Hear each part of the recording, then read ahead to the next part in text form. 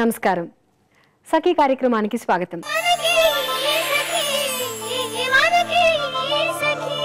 సఖలు, రెక్కలొచ్చిన పక్షులు గూడు వదిలి వెళ్ళిపోతాయి. మళ్ళీ ఆ పక్షులు తల్లి దగ్గరికి వస్తాయో రావో తెలియదు. బహుశా వాటి స్వతంత్ర జీవితం అవి మొదలు పెడుతూ ఉండొచ్చేమో. తల్లిదండ్రులు కూడా ఉద్యోగం పేరిటో పెళ్లి పేరిటో తమను వదిలి వేరు కాపురం పెట్టిన పిల్లల్ని రెక్కలొచ్చిన పక్షుల్లా ఎగిరిపోయారు పిల్లలు. ముసలివాళ్ళం మేం మాత్రం ఇలా ఒంటరిగా మిగిలిపోయాం అంటూ పిల్లల్ని తలుచుకుని బాధపడుతూ ఉంటారు. మన కుటుంబ వ్యవస్థలో అనేక మార్పులు చోటు చేసుకుంటున్న స్థితిలో ఇప్పుడు మనం ఉన్నాం. గతంలో లాగా ఉమ్మడి కుటుంబ వ్యవస్థ కొనసాగాలి అన్నా, పిల్లలందరూ పెళ్లిళ్ళైనా తల్లిదండ్రుల్ని అంటిపెట్టుకుని ఉండాలన్నా ఇప్పుడున్న సామాజిక పరిస్థితులు అవసరాల రీత్యా అసాధ్యంగా మారింది. అంతేకాదు, తరతరాల అంతరాలు ఆలోచన విధానాల్లోనూ నేటి తరానికి పాత తరానికి మధ్య అంతరాలు కూడా ఉన్నాయి. ముందైతే కార్యక్రమం చూడండి, ఆ తర్వాత మళ్ళీ మాట్లాడుకుందాం.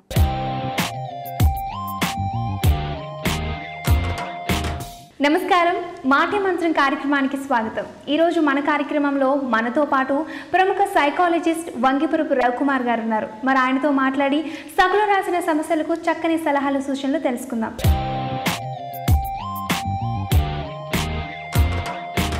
నమస్తే సార్. నమస్కారం అమ్మా. ఎప్పటిలాగే సకులు మనకు లెటర్స్ రాశారు, మరి చదివి వినిపించమంటారా? తప్పకుండా అమ్మా. Okay sir.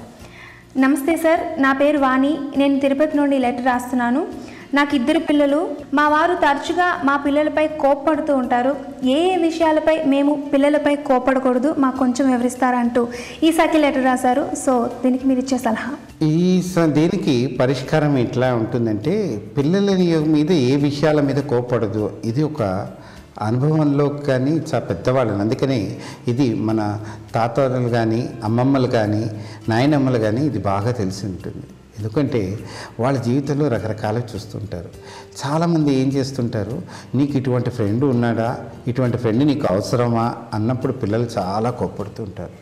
స్నేహితులు అనే వాళ్ళు ఉండాలి, కానీ అది ఉన్నప్పుడు తరచుగా ఇది నువ్వు చేస్తున్నది తప్పు అని చెప్పి ఒంటరితనంగా మార్చకూడదు. ఇది మొట్టమొదటిగా తెలుసుకోవాల్సింది.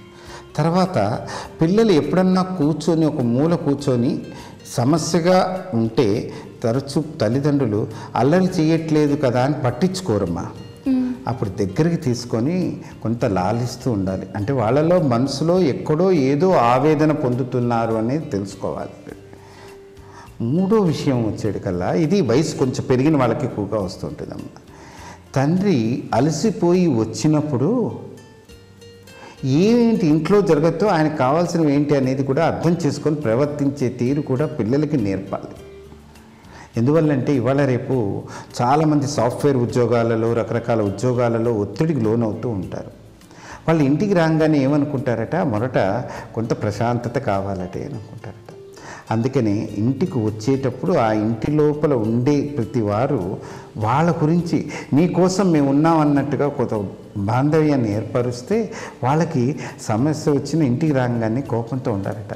అందుకే చూడండి, చిన్నపిల్లలు పరిగెత్తుకుంటూ వచ్చి నాన్నని పగాలించుకోగానే తన ఆఫీసులో ఉన్న కష్టాన్నంతా మర్చిపోయి ఆ పిల్లవాడిని తీసుకొని ఆడుతున్నప్పుడు తర్వాత అతనిలో జరిగే మార్పు, ఇది ఈ రోజులలో కొంత కరువు అవుతుంది. ఎందువల్ల అంటే పొద్దున 7 గంటలకు వెళ్ళిన విద్యార్థి రాత్రి 8 గంటలకి 9 గంటలకి ఇంటికి తీసుకొస్తే ఇవన్నీ ఎక్కడి నుంచి దొరుకుతాయి మనకి?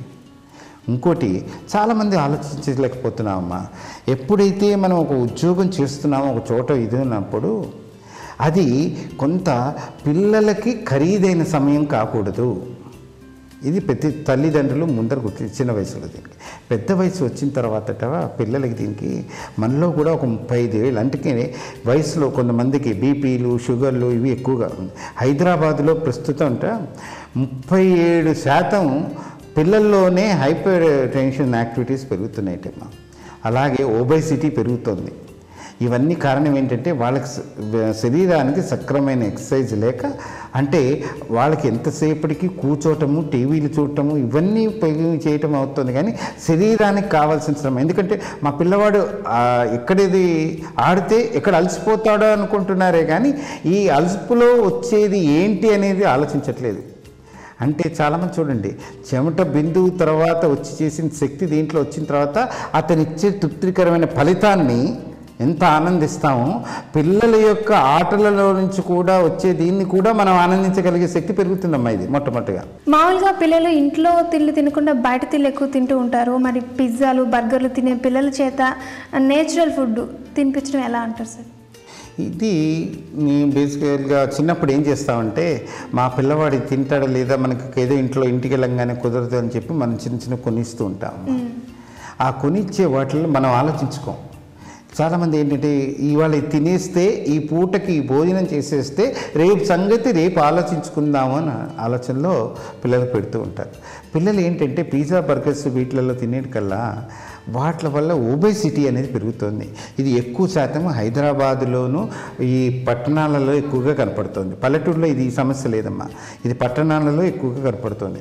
చిన్నపిల్లలు చేసే ప్రతి పనిని కూడా పెద్దలు కోపడుతూ ఉంటారు. అలాగే చిన్నపిల్లలు అన్నం తినేటప్పుడు చేతులను శుభ్రపరచుకోరు. ఎందుకు సార్?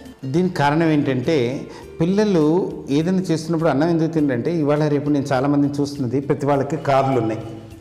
కార్లలో వెళ్తూ వీళ్ళకి సమయం లేదని చెప్పి కార్లలో పెట్టుకొని తీసుకొని వెళ్తూ తింటూ తల్లిదండ్రులు డ్రైవ్ చేస్తూ తింటూ ఉంటారు.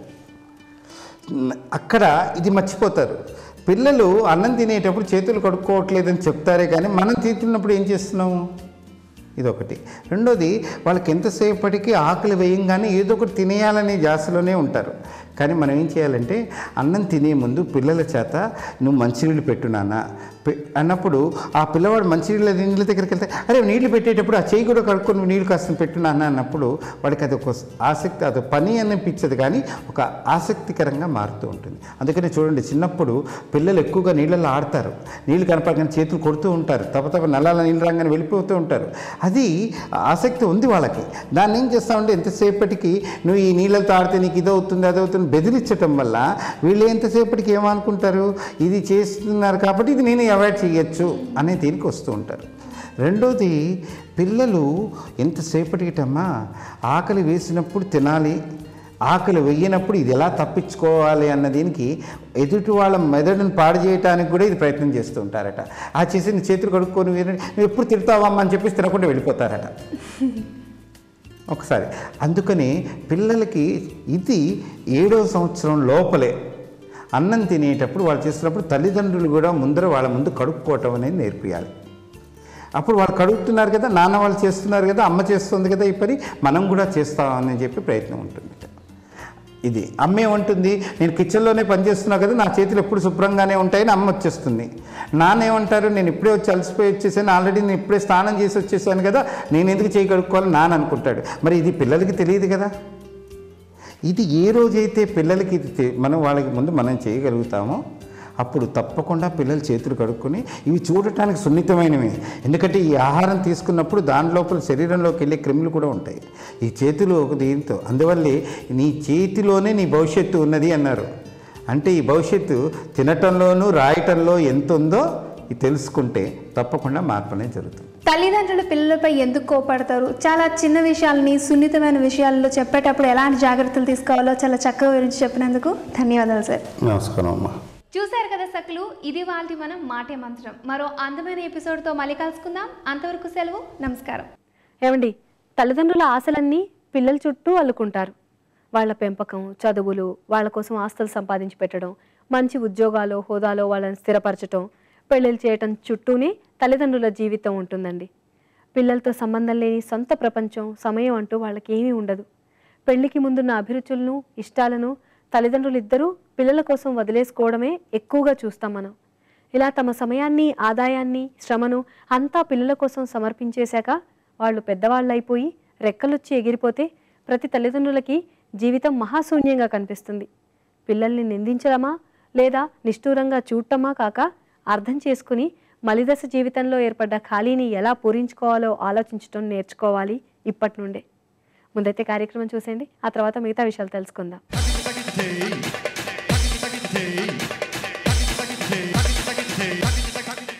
నమస్కారం.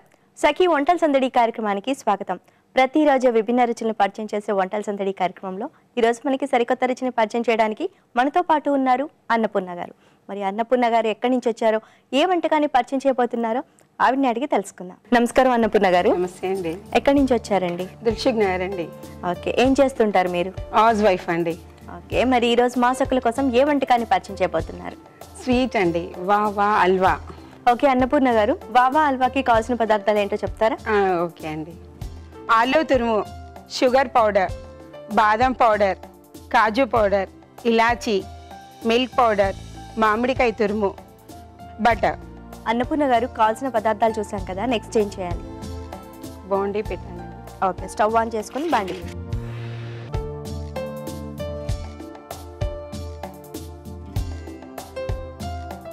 బటర్ వేయాలండి. అంటే అన్నపూర్ణ గారు, మీరు ఇది స్వీట్ అని చెప్పారు కదా, అవునండి. మరి మామిడికాయ తురుము అది పులుపు కదా, అది బాగుంటుందండి. అంటే మామిడికాయ different taste. ఓకే.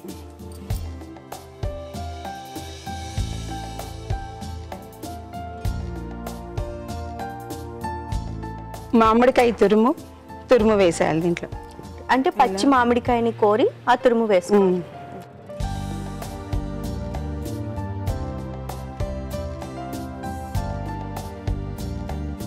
వాటర్ పోయే వరకు వేయించాలి బాగా.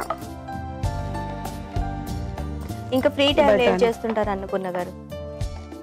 ఏం లేదండి, మా పిల్లలు పెద్దవాళ్ళండి. ఇంట్లో అన్ని వర్క్స్ చేసుకుంటా అండి. అంటే స్టిచ్చింగ్స్ అట్లాంటివి స్టిచ్చింగ్స్ అవన్నీ నేను చేసుకుంటా అండి ఇంట్లోనే. ఓకే, మరి సఖీ చూస్తుంటారా ఫ్రీగా ఉన్నప్పుడు? చూస్తుంటున్నామండి, అవి చూసి చేస్తుంటాం ఇంట్లో కూడా అన్ని. ఓకే, అందులో మీకు ఏ సెగ్మెంట్ బాగా నచ్చుద్ది సఖీలో? ఈ వంటలది బాగుంటుందండి, చూసి అన్ని చేస్తుంటాం ఇంట్లో అన్ని. అంటే ఇంకా టైం పడుతుందండి ఇది వేగడానికి? కొంచెం రెడ్డిష్ కావాలి. ఓకే అంతే. ఓకే, వాటర్ పోవాలంతే. ఓకే అన్నపూర్ణ గారు, అయితే మనం ఈ వాటర్ పోయి రెడ్డిష్ వచ్చే వరకు ఒక 2 minutes అవుతుందా?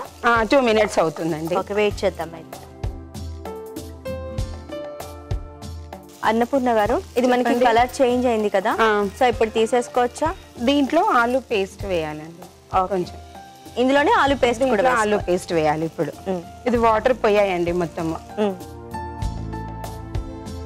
సో అందులో ఉన్న వాటర్ అంతా పోయే వరకు వేయించుకున్న తర్వాత ఆలు వేస్తున్నారు. అవును, ఆలు పేస్ట్ వేయాలండి కొంచెం. ఓకే, అంటే ఆలు పేస్ట్ కూడా మనకి బటర్లో వేగాలండి? కొంచెం వేయించాలండి దాంట్లో బాగా.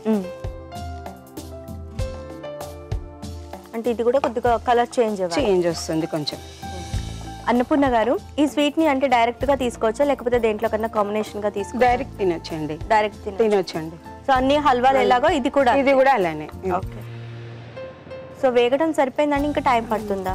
ఆలు కదండి, పచ్చిది కదా, కొంచెం ఒక 2 minutes వేయించాలి. ఓకే అన్నపూర్ణ గారు, 2 minutes అయిపోయింది, మనకి కలర్ కూడా చేంజ్ అయిపోయింది. నెక్స్ట్ ఏం చేయాలండి? షుగర్ పౌడర్ వేయాలండి. ఓకే, ఇందులోనే షుగర్ పౌడర్ కలపాలి. ఓకే, అంటే కప్పు మీరు పుల్లడితే తీసుకున్నారు, పుల్లడితే మామిడికాయ. సో అంటే ఎక్కువ షుగర్ పడుతుందా? ఒక్క కప్పుకు 1 షుగర్ పడుతుంది. కప్పు ఈక్వల్, కప్పు షుగర్ కూడా, రెండు ఈక్వల్. ఓకే, మరి పుల్లగా ఉంటుంది కాబట్టి ఎక్కువగా వేసుకోవచ్చు అంటారు? వేసుకోవచ్చండి, తీపి ఎక్కువగా తినే సరిపోతుంది. మనం పొటాటో కలిపాం కదా దీంట్లో, సరిపోతుంది అలా. ఓకే, ఈక్వల్ అయిపోతుంది. ఈక్వల్ ఉంటుంది. సరే, ఇప్పుడు షుగర్ పౌడర్ వేయాలి.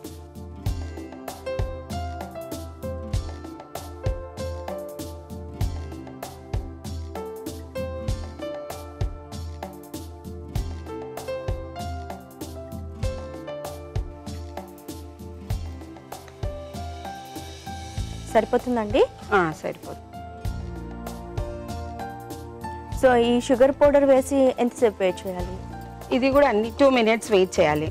ఓకే అన్నపూర్ణ గారు, 2 minutes వెయిట్ చేసాం కదా, సో ఇది దగ్గరకు వచ్చేసిందండి. దీంట్లో కొంచెం కాజు పౌడర్ వేయాలండి. ఓకే,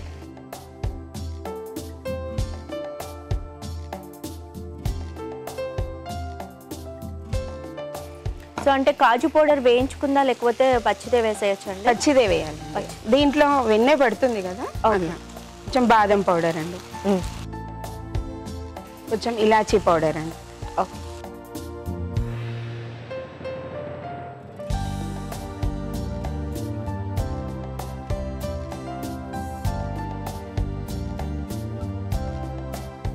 మిల్క్ పౌడర్ వేయాలి. అన్నపూర్ణ గారు, అయిపోయినట్టేనండి? ఇంకా టైం ఉంటుందా దీనికి? అంతే, మిల్క్ పౌడర్ వేసి కలిపేసేస్తాను. ఓకే, సో స్టవ్ ఆఫ్ చేయమంటారా? చేసేయండి, అయిపోయింది. సర్వింగ్ ప్లేట్లోకి తీస్తారండి? అయిందండి, ప్లేట్లో. ఓకే.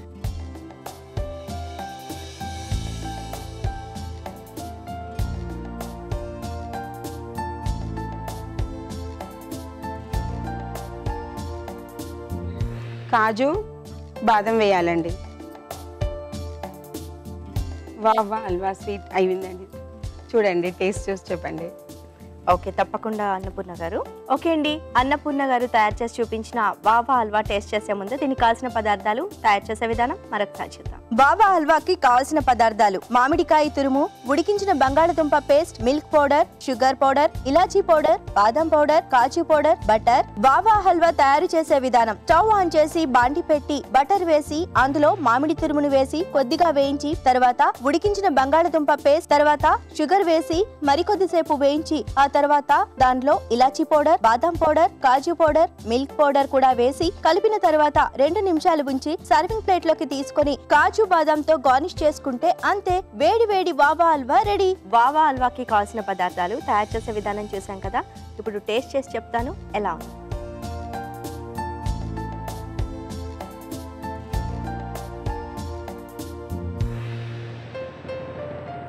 ఓకే అన్నపూర్ణ గారు, ఇందులో మామిడికాయ తురుము వేశారు కదా, చాలా డిఫరెంట్ టేస్ట్ వచ్చింది. అంటే ఇది ఎక్కువగా కట్టమిట్ట టేస్ట్ ఇష్టపడే వాళ్ళకి బాగా నచ్చుద్ది. అంతేకాకుండా మిల్క్ ఫ్లేవరు, డ్రై ఫ్రూట్స్తో పౌడర్ వేశారు కదా, అది చాలా డిఫరెంట్గా ఉంది. సో ఇంత మంచి వంటకాన్ని మా సకుల కోసం పరిచయం చేసి చూపించినందుకు మీకు శ్రీ గద్వాల్ వీవర్ సొసైటీ, అమీర్పేట్, హైదరాబాద్ వారి తరపు నుంచి 1000 రూపీస్ గిఫ్ట్ వచ్చారు. కంగ్రాచులేషన్స్. చూసారు కదా సకులు, అన్నపూర్ణ గారు తయారు చేసి చూపించిన వావా హల్వా చాలా బాగుంది. సో ఇది కట్టమీట టేస్ట్ ఇష్టపడే వాళ్ళకి బాగా నచ్చుతుంది. మీరు తప్పకుండా ట్రై చేయండి. మరి మీరు కూడా మీకు తెలిసిన సరికొత్త వంటకాల్ని మాకు పరిచయం చేయాలనుకుంటే మీరు ఫోన్ చేయాల్సిన మా ఫోన్ నంబర్ 04023556540కి ఫోన్ చేసి సఖీ వంటల సందడి కార్యక్రమంలో పాల్గొనండి. చూసారు కదా సకులు, ఇది ఇవాల్టి వంటల సందడి. రేపటి వంటల సందడిలో మరో సరికొత్త వంటకంతో మళ్ళీ మీ ముందుంటాం. అంతవరకు సెలవు, నమస్కారం. ఏమండి, మంచి చదువు, పెద్ద ఉద్యోగాలు చేస్తూ వేళల్లో జీతాలు అందుకుంటూ గంటల తరబడి పనిచేస్తూ క్షణం తీరిక లేని ఈనాటి తరం పిల్లలకి చాలాసార్లు వాళ్ళ జీవితం యాంత్రికంగా గడిచిపోతున్నట్లుగా అనిపిస్తూ ఉంటుంది. ప్రవాహంలో పడి కొట్టుకుపోతున్న వాళ్ళకి ఆగి ఆలోచించేంత తీరిక దొరకదు. అంతేకాదు, ఒక తరం పిల్లలంతా ఒకేలా హడావిడిగా బతికేస్తూ ఉంటే వాళ్లతో పాటు మన పిల్లలు కూడా అలాంటి సంస్కృతి మధ్య జీవించటం నాగరికతగా కూడా అనుకుంటూ ఉంటారు. ఎవరైనా సరే ఇలాంటి కృత్రిమ హడావిడి జీవితాన్ని ఎక్కువ కాలం గడపలేరు. అందుకే కనీసం కొందరన్నా తిరిగి తమ మూలాల్లోకి వెళ్లేందుకు, అక్కడ స్వాంతన పొందేందుకు ప్రయత్నిస్తున్నారు. పబ్లు, పార్టీల్లో దొరకని మానసిక ఆనందం తమ తల్లిదండ్రులతో గడపటం ద్వారా లేదా తమ పల్లెటూర్లలోని పొలం గట్లపై తిరగటం ద్వారా పొందొచ్చని గుర్తిస్తున్నారు. ఇప్పుడైతే కార్యక్రమం చూడండి, ఆ తర్వాత మరికొన్ని విషయాలు మాట్లాడుకుందాం.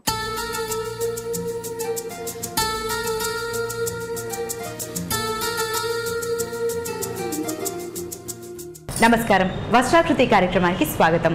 ఈరోజు మన వస్త్రాకృతి ఉప్పల్లో ఉన్న రుచిత క్రియేషన్లో ఉందండి. మనతో పాటు ఫ్యాషన్ డిజైనర్ సరస్వతి గారు ఉన్నారు.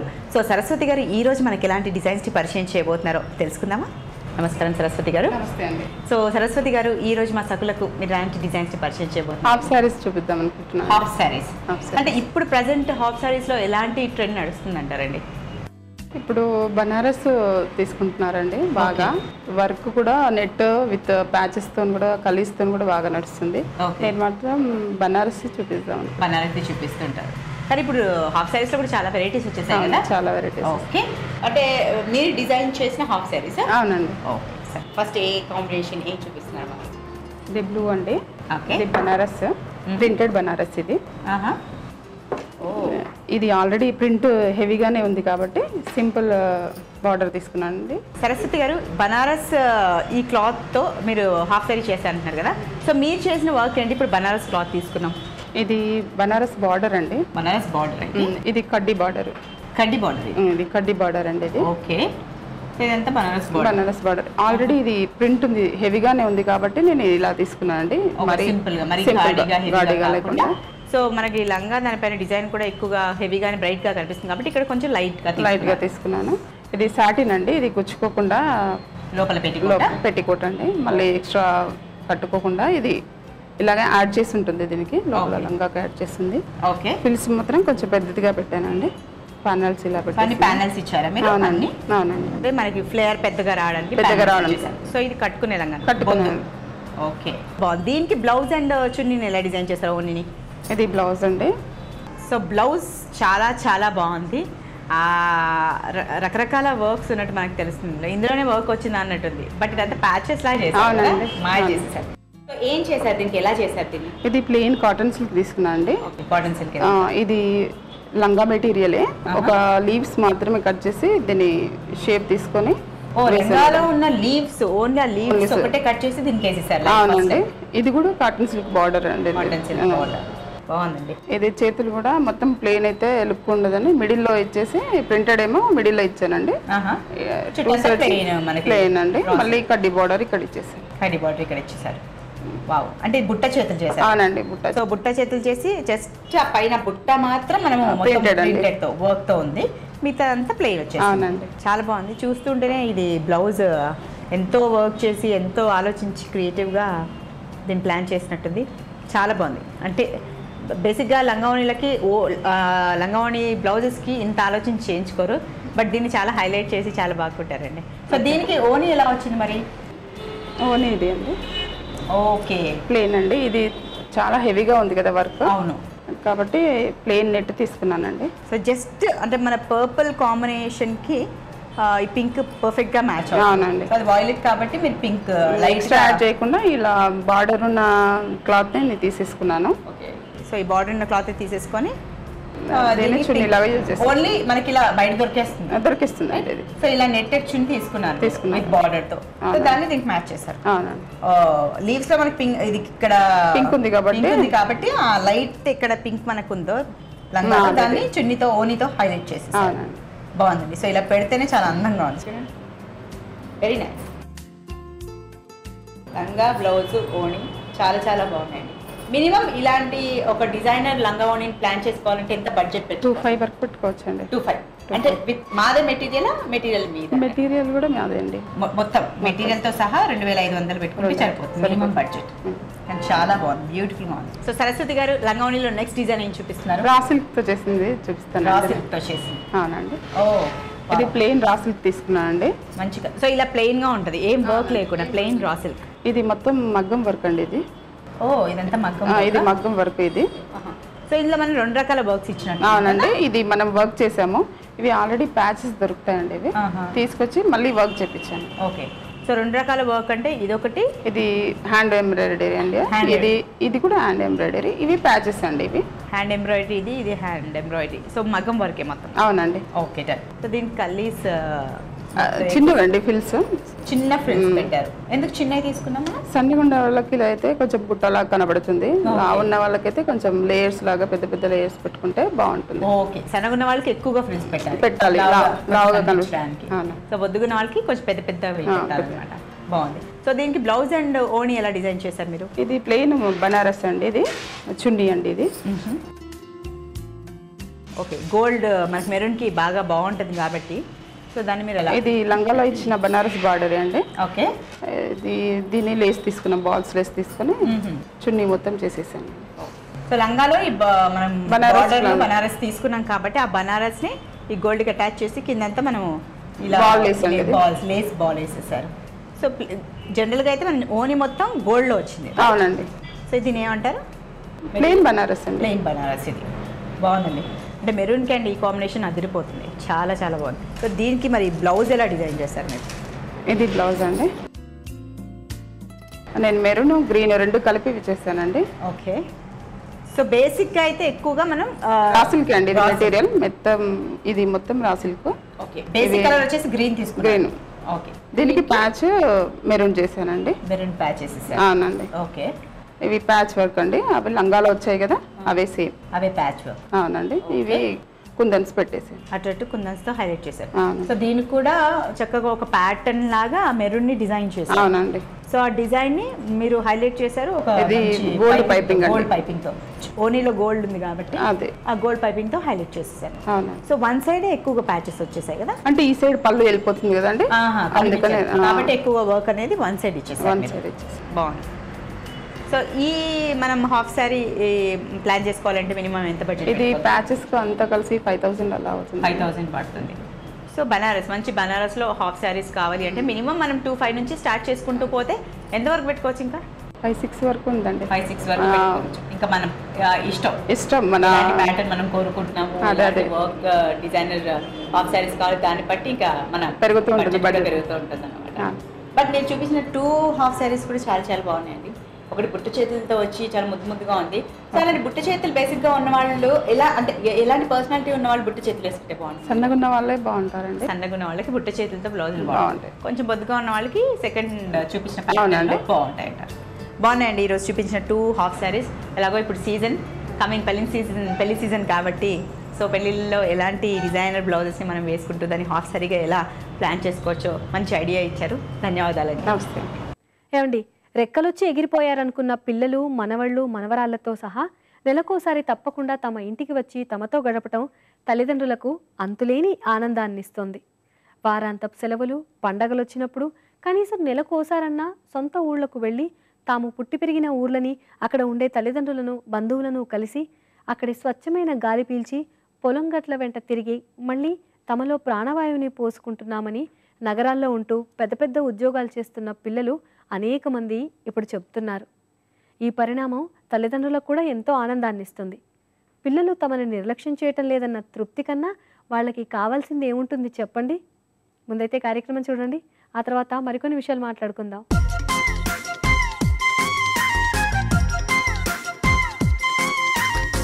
నమస్కారం. సఖీ చూడండి చేయండి కార్యక్రమానికి మీకందరికీ స్వాగతం. మనం కుందన్స్తో ఏం చేస్తామండి? డ్రెస్సెస్ మీద, శారీస్ మీద మనం వర్క్ చేయడానికి యూజ్ చేస్తుంటాం. అయితే ఈరోజు మనతో ఉన్న ఎక్స్పర్ట్ శ్రీమతి కల్పన గారు కుందన్స్ని యూజ్ చేస్తూ ఫ్లవర్స్ని తయారు చేసుకోవచ్చు అంటున్నారు. బాగుంది కదా, చూస్తూ నేర్చుకుందాం. అయితే నమస్కారం కల్పన గారు. నమస్కారం. మరి ఈరోజు మన సకులకు మీరు కుందన్స్ని యూజ్ చేస్తూ ఫ్లవర్స్ తయారు చేసుకునేలా చెప్తా ఉన్నారు.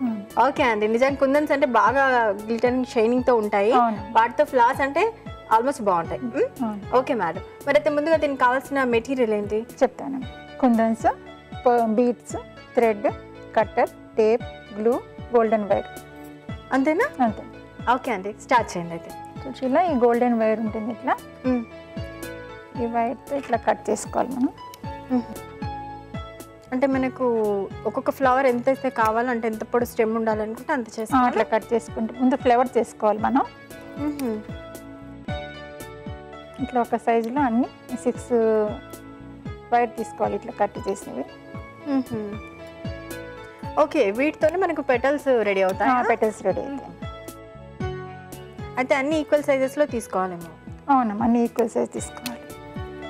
ఫస్ట్ ఈ రౌండ్ తీసుకోవాలమ్మా, మధ్యలో వస్తుంది ఇది. ఇక్కడ హోల్ ఉంటుంది, 2 హోల్స్ ఉంటాయి. పైనుంచి ఇట్లా తీసుకోవాలి, ఇట్లా హోల్ నుంచి తీసుకోవాలి ఈ వైర్ ఒక సైడ్ నుంచి. మళ్ళీ ఇది పైకి తీసుకురావాలి. తీసుకున్నాక ఇట్లా బ్యాక్ సైడ్ ట్విస్ట్ చేసేయాలి. ఓహో, 2 సైడ్స్ నుంచి తీసి అలా ట్విస్ట్ చేసేయాలి. ఇది సెంటర్కి వస్తుంది అన్నమాట, పో మధ్యలో వస్తుంది. ఓకే, ఇలాగా మనకి అయిపోతుంది. అది మధ్యలో వస్తుంది. ఇప్పుడు పెటల్స్ లాగా ఇది చేసుకోవాలి. ఇది డ్రాప్ షేప్ కుందన్స్, ఇది కూడా అంతే. బ్యాక్ సైడ్ నుంచి ఇలా కనిపిస్తుంది. ఓకే, ఇలా వస్తుంది. ఈ డ్రాప్ షేప్ కూడా ఇట్లా మళ్ళీ పైనుంచి హోల్ నుంచి తీసుకోవాలి. అంటే రైట్ సైడ్, అంటే ఇది రైట్ ఇది రాంగ్ కదా, రైట్ సైడ్ నుంచి మనం బాటమ్ వస్తుంది కింద, మరి బ్యాక్ సైడ్ నుంచి ఇది ముందుకు తీసుకోవాలి, ఫ్రంట్లో తీసుకోవాలి.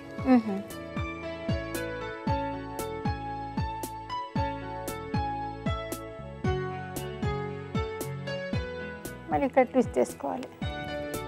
ఓకే, అంటే షార్ప్ గా ఉన్న సైడ్ కి ట్విస్ట్ చేసుకోవాలా, సెంటర్ లో కాకుండా? అట్లా ఇట్లా 6 పెటల్స్ చేసుకోవాలి మనం. చూస్తున్నారు కదా, దీనికైతే మనం వచ్చేసి బ్యాక్ సైడ్ ట్విస్ట్ చేసామండి, బ్యాక్ వచ్చింది. దీనికి వచ్చేసరికి స్టెమ్ అనేది వచ్చేసి సైడ్ కి వచ్చింది అనమాట, అంటే ఏదైనా ఒక కార్నర్ కి. అంటే షార్ప్ గా ఉన్న సైడ్ మనం దీన్ని తీసుకొని వచ్చాం. ఓకే అండి, ఇలా మనకి ఫ్లవర్ కి ఎన్ని కావాలి? 6 కావాలి. 6 పెటల్స్ కావాల్సి. ఓకే, అయితే ముందుగా 6 పెటల్స్ మనం రెడీ చేసేసుకుందాం.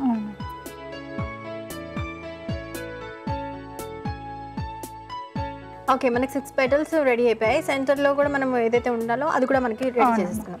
తర్వాత ఈ సెంటర్ లో తీసుకొని ఇట్లా ఇట్లా తీసుకొని ఈ పెటల్స్ ఉన్నాయి కదా ఇట్లా దీని కిందికి రావాలన్నమాట ఒకటొకటి మొత్తం ఒక ఫ్లవర్ షేప్ వచ్చేస్తుంది. అలా పెట్టేసుకున్న తర్వాత లాస్ట్ కి మనము థ్రెడ్తో చుట్టాలి. ఇప్పుడు థ్రెడ్తో చుట్టేసేయాలి. ఇట్లా మొత్తం 6 పెటల్స్ ఉన్నాయి కదా పెట్టేసాం కదా దీని కింద రౌండ్ కుందన్ కింద పెట్టాం కదా. ఇప్పుడు థ్రెడ్తో చుట్టుకోవాలన్నమాట గట్టిగా. థ్రెడ్తో చుట్టేసుకోవాలి.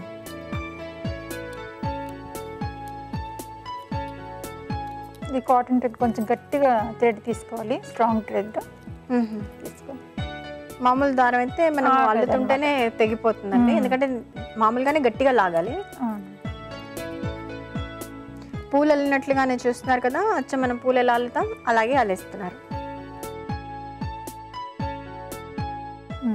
చుట్టేసాం కదా థ్రెడ్తో ఇట్లా ఫ్లేవర్ షేప్ వచ్చింది చూసి ఇలా. ఓకే, అంటే మొత్తం నాట్స్ మనం పూలు అల్లినట్లుగా అల్లేసి వెనక మనం థ్రెడ్ తోటి కట్ చేసేసుకోవాలి. ఇది మొత్తం అయ్యాక ఇట్లా గ్లూతో ఇక్కడ బ్యాక్ సైడ్ కొంచెం పెట్టాలి.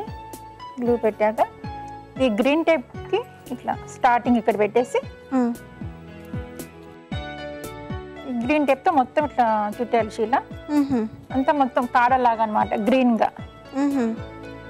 మనకి స్టెమ్ ఎలాగైతే కనిపిస్తుందో అలాగా కనిపించేలాగా మనం మొత్తం అంతా కూడా గ్రీన్ టేప్ తోటి చుట్టేసుకోవాలి. అవునమ్మా. మళ్ళీ చివర్లో కూడా కొంచెం గ్లూ పెట్టాలి. ఓకే, అది ఇంకా స్ట్రాంగ్గా ఉండిపోతుంది. స్ట్రాంగ్గా ఊడదన్నమాట. ఓకే, మనం అడ్జస్ట్ చేసుకోవచ్చు కదా దీనికి, అడ్జస్ట్ చేసుకోవచ్చు. ఎందుకంటే వైర్ కనుక మనం ఎలా అంటే అలాగది మనకి తిప్పడానికి వీలుగానే ఉంటుంది. ఇప్పుడు దీనికి మనం ఇప్పుడు గ్రీన్ కుందన్స్ అయినా పెట్టచ్చు, బీడ్స్ అయినా పెట్టచ్చు అన్నమాట. దీనికి పెట్టి చూపెడతా ఒకటి. అలాగే చూస్తున్నారు కదా ఎంత బ్యూటిఫుల్ గా కనిపిస్తుందో. అయితే దీనికి మనము లీవ్స్ అవన్నీ కూడా మళ్ళీ కుందన్స్ తోనే పెట్టుకోవచ్చు అంటున్నారు. ఇట్లా కుందన్స్ అయినా పెట్టచ్చు, ఇట్లా బీడ్స్ కూడా బీడ్స్ ఉంటాయి. ఈ బీడ్స్ కూడా ఇట్లా 2 హోల్స్ ఉంటాయి అమ్మా. దీనికి కూడా గోల్డెన్ వైర్ యూజ్ చేయాలా? గోల్డెన్ వైర్, దేనికన్నా గోల్డెన్ వైర్ ఇట్లా ట్విస్ట్ చేసుకోవాలి. దీనికి ఇట్లా చుట్టేయాలి. దానికల్లా చుట్టేసుకోవాలి. చుట్టేసి మళ్ళీ గ్రీన్ టేప్తో మళ్ళీ చుట్టాలి. మనం ఏదైనా వాడచ్చు, గ్రీన్ కుందనైనా వాడచ్చు, బీడ్స్ అయినా వాడచ్చు, ఏదైనా వాడచ్చు. ఇప్పుడు దీన్ని కూడా గ్రీన్ టేప్తో చుట్టేయాలి మొత్తం. మనం ఇంట్లో అన్ని ఫ్లేవర్ చేసుకొని మొత్తం బంచ్ లాగా తయారు చేసుకోవచ్చు. ఓకే అండి, బాగుంది. మరి ఇలా తయారు చేసింది ఏమైనా తీసుకొని వచ్చారా? తీసుకొచ్చాను, చూద్దాం. ఇందాక చేశాను కదా ఫ్లేవర్ గ్రీన్, ఇది పింక్ కలర్. అవునండి, ఇంకా అన్ని కలర్స్ చేసుకోవచ్చు అనమాట ఇట్లా. ఓకే, ఏదైనా ఒకే కలర్ కాకుండా అన్ని కలర్స్ తో కూడా మనం మల్టీ కలర్ ఫ్లవర్స్ లాగా చేసుకోవచ్చు. ఇందాక బీడ్స్ పెట్టాను కదా, ఇట్లా బీడ్స్ అన్నమాట. ఓకే, బాగుంది కల్పన గారు, చాలా చక్కగా ఉంది చూడటానికి. ఒక మెరుస్తున్న చిన్న చెట్టు లాగా కనిపిస్తుంది. ఓకే, మరి దీనికి వ్యాజ్ ఎలా తీసుకొచ్చారు? వ్యాజ్ కూడా దీనికి ఇట్లా తీసుకొచ్చారు. ఓ, ఇది కూడా కుందన్స్తో చేసింది మొత్తం. ఆహా, అందులో పెట్టి చూద్దాం.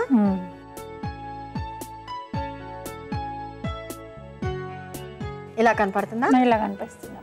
బ్యూటిఫుల్ అండి, బాగుంది. బాగా జిగెల్ జిగెల్ అంటూ చాలా అట్రాక్టివ్ గా కనిపిస్తుంది. బాగుందండి.